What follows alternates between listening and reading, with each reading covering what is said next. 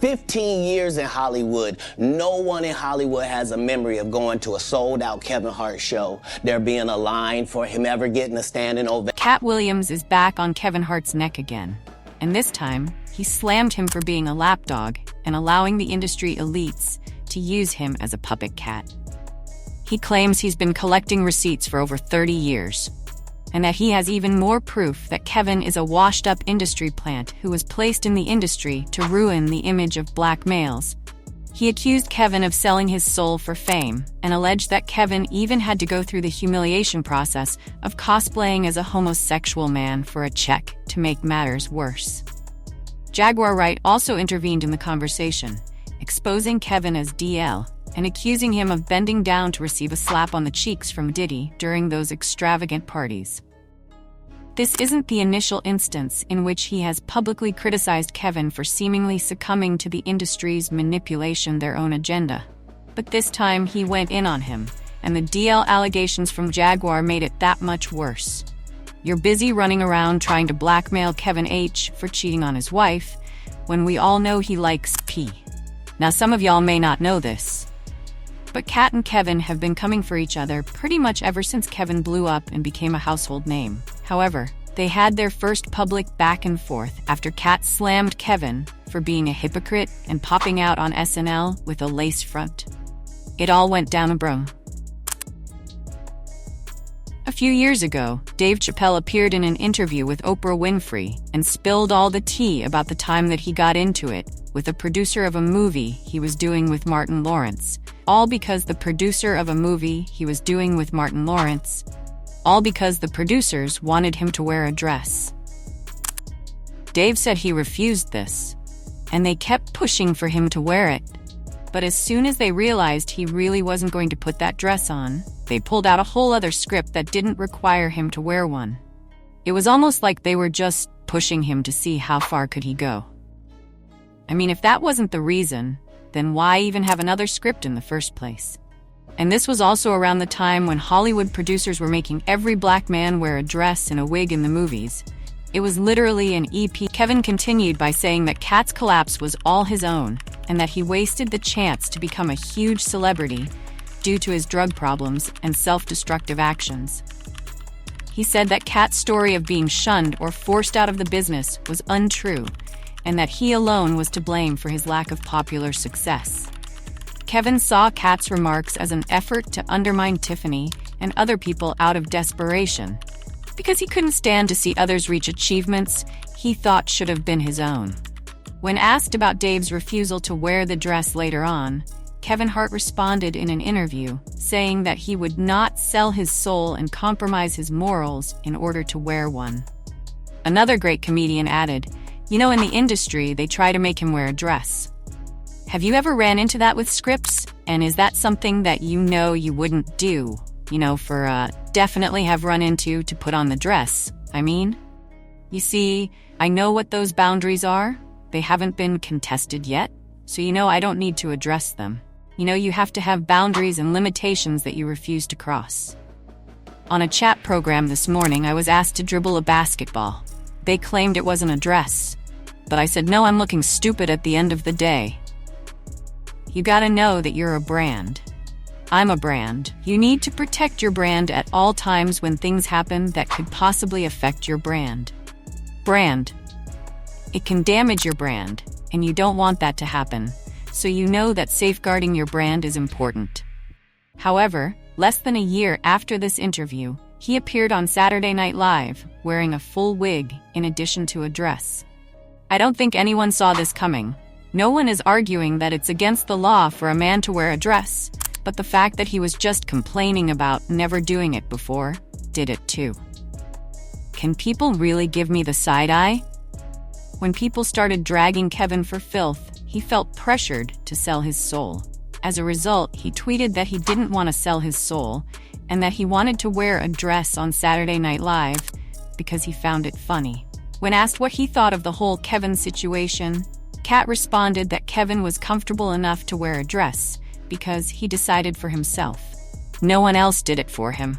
Because Kevin was just one of many. Angry that he hasn't seen half the professional achievement that he and Tiffany have had, He said that Katt is too preoccupied to take responsibility for his own shortcomings and should instead be blaming his drug addiction. My irritation with Katt Williams stems from the fact that you never stop pointing fingers at Hollywood, the white man, and so on. When will you accept accountability for your deeds? At one time, you were the person set up to be the star. However, you failed to show up to work off the promo. You had the shot. Diddy was in that position. Kevin's career ascent was almost preordained when he took the risky choice to don the dress, which elevated his notoriety to unprecedented levels. Kevin's newfound popularity extended beyond his increased attention.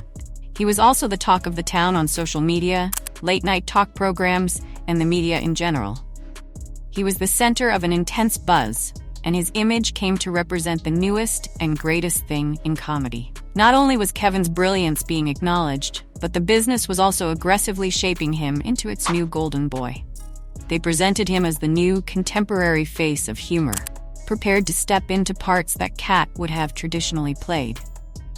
This is when the situation became more sinister.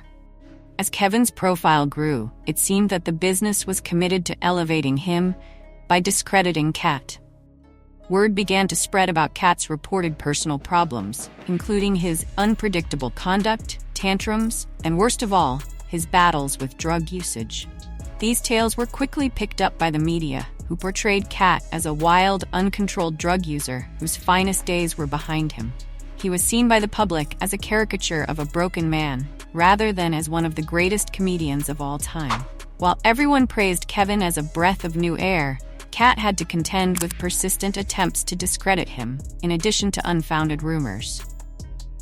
It was no accident that Katt's image was being dragged through the dirt at the same time as Kevin was being thrust to the front. It felt as if the business didn't think both comedians could survive and was determined to erase Katt's impact. In addition to his skill and diligence, Kevin's success was due to a business that knew how to tell a story, sometimes at the expense of those who stood in his way. 2018 saw a breaking point in the animosity between Katt and Kevin, which turned into a public spat that allowed no space for miscommunication. The absolute pinnacle of Kevin's disdain was shown when he publicly accused Katt of having a cocaine addiction. This claim was particularly hurtful since Kevin was fully aware that Katt had moved on from that lifestyle, yet he still decided to propagate the false information. It didn't seem like an accidental comment. Rather, it seemed to be an attempt to harm Katt's standing among their colleagues and the general public. The fact that it occurred at a time when Katt was already battling to restore his reputation in the comedy industry made the situation much more depressing. The dispute started when Katt called Tiffany Haddish an industry plant in an interview, openly criticizing her. He wasn't afraid to voice his surprise at how someone like Tiffany, with very little comic expertise, could be catapulted to popularity so rapidly. His statements were direct and laced with fury. During the same to a degree. Like when I connect dots that maybe shouldn't be connected, I don't know. But certain dots, like when I see that they put every black man in the movies in a dress at some point in their career, I'll be connecting them down like, wow, all these brothers gotta wear a dress. This happened to me. I'm doing a movie with Martin. Yeah. The movie's going good. So I walk in the trailer, I'm like, man, this must be the wrong trailer because there's a dress in here. They come in, the writer comes in, I think he's the writer, he's like, Dave, listen, we got this hilarious scene where Martin's sneaking out of jail, so he disguises you as a and he put this dress on. In the interview, Katt discussed the hardships faced by several other gifted black female comedians, whom he had personally assisted by touring with them. He talked passionately about how these women struggled in the profession to simply get basic recognition and proper recompense, in spite of their skill and hard work. Katt wasn't only criticizing Tiffany because of her skills, she also brought up the bigger problem of how the business seems to prefer certain people over others for non-comedic reasons. He said that Tiffany's success was more a result of her willingness to conform to the tastes of the business than it was of her skill. His remarks on her wanting to have a sexual relationship with Brad Pitt appeared to emphasize his opinion that her career was being molded more by her willingness to fit into the industry's narrative than by her inherent abilities. Katt made several sharp comments, but they were never aimed at Kevin. He avoided mentioning Kevin's name or offered any criticism. Kevin, however, decided to respond with a clapback that was almost unduly defensive. He went on a rant at Katt during Kevin and Tiffany's appearance as guests on The Breakfast Club, calling him a drug addict and writing off his profession as nothing more than a waste of time. Kevin's assault seemed personal, like he was waiting to give Katt revenge. He said that Katt's criticism of Tiffany was nothing more than the meanderings of a resentful guy who couldn't take the success of others and had nothing to do with a true care. And, what? The prostitute? Nah, I'm not doing that. I don't feel comfortable with that. That should have been in the discussion. What? You don't feel comfortable with it? I mean, it's a hilarious bit. All the greats have done it. So, well, if all the greats have done it, it's kind of hacky, right? You're right. So why don't we just not do it? Because I don't feel comfortable wearing a dress. Oh, come on, Dave. Listen, we got it all set up.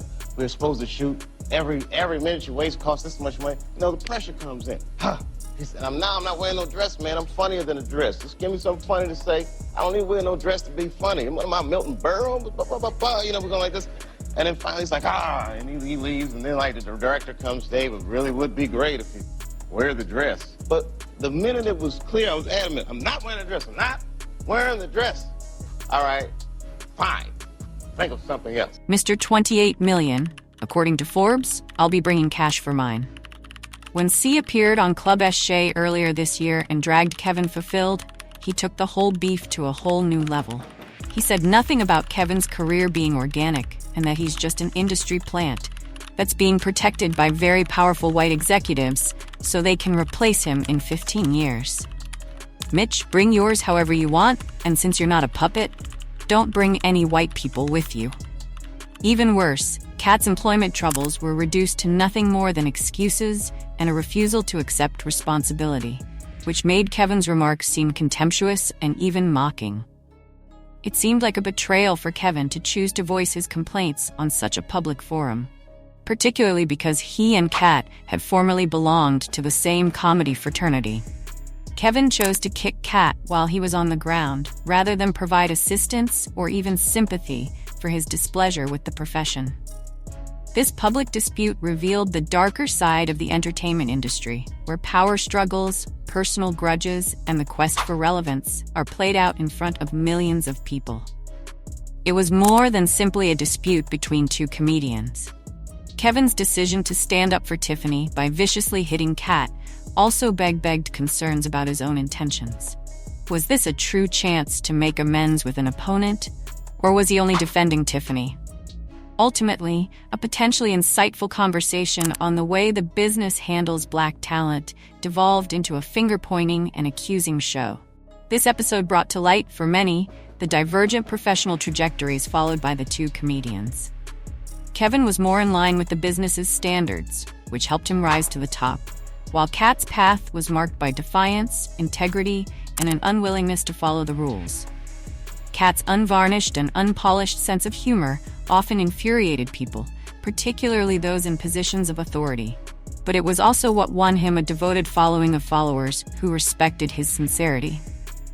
Beyond merely a personality, and said that, you know, in the industry, they tried to make him wear a dress. Have you ever ran into that with scripts, and is that something that, you know, you wouldn't do, you know, for I definitely haven't ran into to put on the dress. I mean, you know, you have to have boundaries. You have to have limits that you refuse to cross. You know, for me, I know what they are. They've yet to been challenged, so, you know, I don't have to. Or for the predicament of artists who dared to question the established quo. It seems that Kevin's willingness to publicly and brutally critique Katt cemented the notion that, in the competitive world of comedy, survival often requires playing the game, even if it means going against one's own principles. Shoots you your promotional trips that the studios had arranged for you, making you a risk for them. For this reason, the studios decided to part ways with you. Why was he a risk? He made the decision to, take responsibility for what I chose and say, you know what, I got to fix me, and I'm gonna come back and I'm going to stand up for comedy. Thus, when you argue that Tiffany Haddish isn't deserving of praise or isn't a true comic, remember that these other women have also put in a lot of effort. They've shouted out to Melanie Camacho, Lunel, and Leslie Jones, among others, were all included under Katt Williams' purview. Williams, Katt, have you ever utilized your platform to elevate those beneath you? If not, don't look down on those who are now in positions of power. I have utilized my platform to elevate my guys and girls, and whether you like me or not, my influence in comedy will always be felt because I am in charge and I sit at the top. Therefore, I take responsibility for the opportunities I create and the ones I give. Don't hear that no one else did what you did? Chris Rock, Dave Chappelle, the comedy king. George Lopez is not heard on Seinfeld. Eddie Griffin, you're not aware of. Who else can I follow in the path of other comedians, you ask? Steve Martin, Martin Short. The reason why you don't hear individuals who succeed by doing what they love complaining about others who come under them is because they are content with who they are. Don't blame others for your lack of success. Katt did not accept this will and went on a furious Instagram live to check Kevin for even talking about him in such a genuine way. So here it is, Kevin. You're not satisfied with your crap this earned. It's not provided as anticipated. I have a show in your hometown of Philadelphia, and I'm gonna bring my special to that stage. We can set up anything you want there, like a boxing ring, a full basketball court, 2 microphones for a rap cipher, or you can get your ass kicked in some comedy. The price is $1 million up front, or $5 million in total. Sucker. The reason I don't do Big Tigger is because I had a tumor in my upper jaw and they had to take it out, and they had to block the whole right of my sinus with a piece of metal. So ever since I got out the Marine Corps, I can only breathe out of one nostril, boy.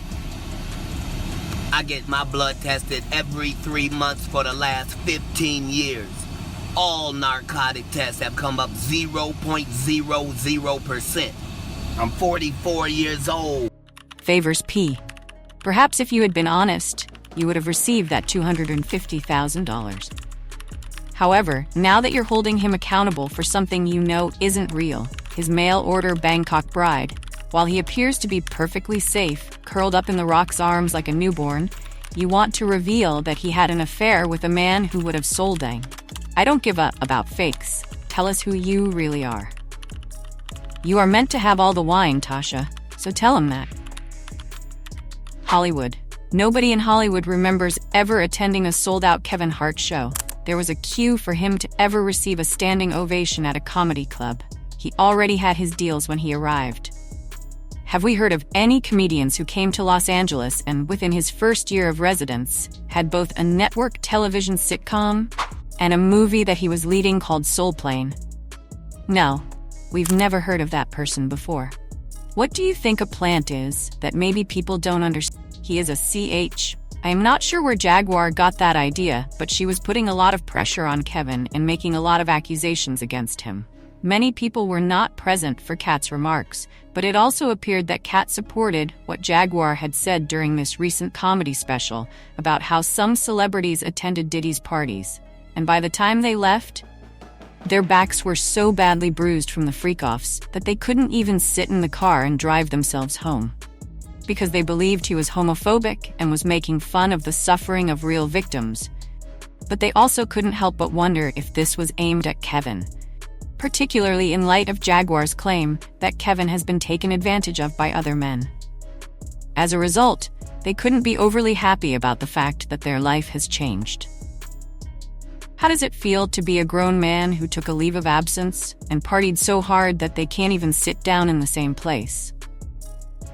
People had their own opinions about this, such as this person who said Kevin said he would not wear a dress and he did, plus the way he did his first wife hanging around Diddy, etc. It leaves the mind to wonder. I never liked him. He's the only thing he's best at, playing the special needs wannabe role. Another person said, I never understood how Kevin Hart had such success in Hollywood. I still don't think he's funny, but he wasn't that funny to come out the way he did. I believe he sold his soul for it. Now, though, I'm curious about what you guys think about Katt Williams disclosing that Kevin is a lab dog. And do you think he's actually out there getting laid out by other men? Please share your opinions in the space below. And don't forget to click here to watch this other extremely messy video.